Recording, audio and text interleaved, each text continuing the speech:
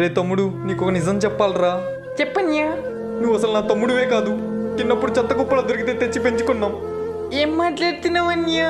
నిజంగా తమ్ముడు, కావాలంటే నాన్న అడుగు. నాన్న వీళ్ళేమంటున్నారు చూడు, నేను చెత్త కుప్పలో దొరికానంట. అవునరా. అమ్మా నువ్వన్నా నిజం చెప్పమ్మా. నువ్వు మాకు చెత్త కుప్పలోనే దొరికావయ్యా.